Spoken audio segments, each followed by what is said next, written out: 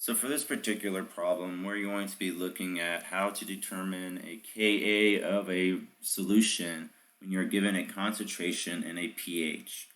And so one thing you have to always kind of keep in the back of your mind or have on a piece of paper in front of you is all those equations I talked about in the previous video, the pH and the pOH and the pKa's and all the other stuff involved with these types of reactions.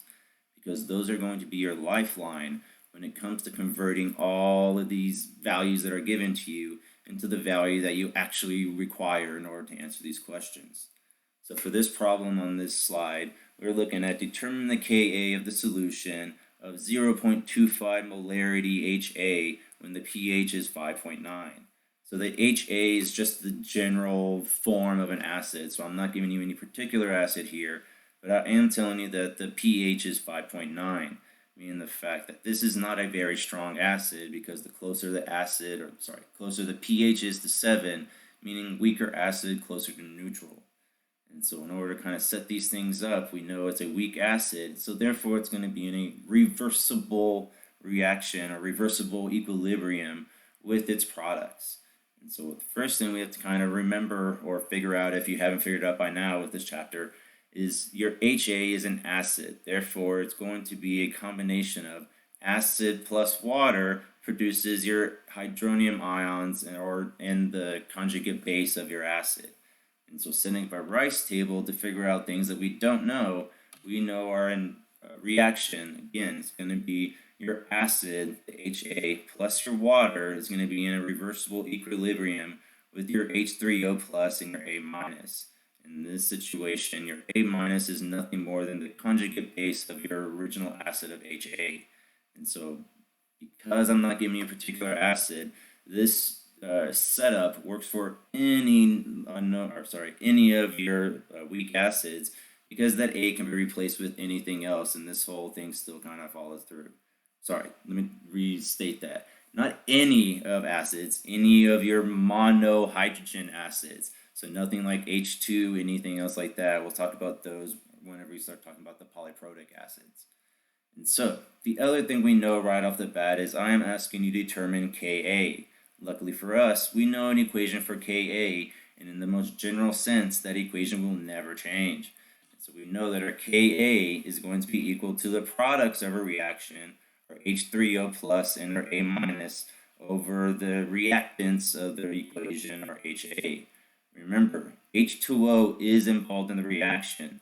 But the reason why I don't include it in the equilibrium constant, and the reason why I have all these dashed lines throughout this Rice table, is that water can be considered a pure liquid in this situation. So therefore, you're going to be having no concentration change throughout the whole entire process. So now that we have all our stuff kind of set up that we do know, let's start filling in our table. And so additionally, we know that our initial concentration of our HA is 0.25 molarity because it's given to you in the problem here. And so we can fill that in. In addition to that, we also know that our initial concentration of our H3O plus and our A minus should be 0 initially, because here we're not saying we're adding any other acids.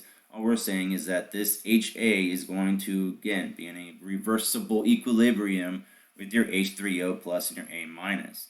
But before we start breaking these things down, our H3 and our H3O plus and A minus are going to have an initial concentration of 0 because they don't exist yet. And so C stands for change. And so here, given the fact that we have a 1-to-1-to-1 relationship, we are going to lose some of our HA, and the amount of HA that actually kind of breaks up and decomposes will form your H3O plus and our A minus. Please note again, we are losing HA, so this needs to be a minus X. We are gaining H3O plus and A minus. For every one of these that breaks up, we're going to have one of these form and this other one form as well. And so at equilibrium, our concentration of our HA is going to be the initial concentration minus whatever it changes. For our H3O plus and our A minus, it's going to be 0 plus whatever it changes, or in the end result, we're going to be looking at X. So In order to figure out x, we need to use the last bit of information given to us in this problem, or the fact that the pH is equal to 5.9. And so knowing the pH, we can solve for our H3O+. Luckily for us in this problem, our H3O+ is equal to X. And so using the pH, we can solve for our hydronium concentration. So concentration of H3O+ equals 10 to the negative pH, or 10 to the negative 5.9, to give us 1.259 times 10 to the negative 6. And as I stated, our H3O+ concentration is what we are looking for when we talk about X. In addition to that, once we solve for this X, we're also going to be solving for our A- because it's going to be equal to the same thing.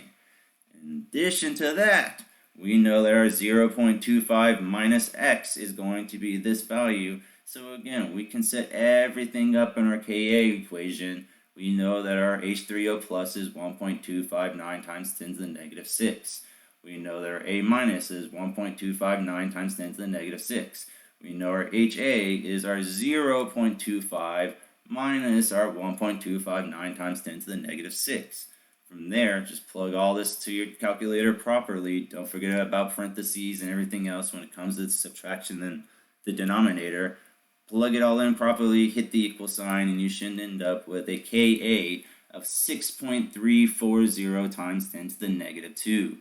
So one thing you should kind of note about this Ka, it is a very, very, very, very, very tiny number. And so therefore, it's illustrating the fact that this thing is really not going to want to produce products. And so it's going to more or less be favoring the reactant side. And so most of this HA will remain as HA. Very, very tiny small fraction of it will actually break up into H3O+ and A-.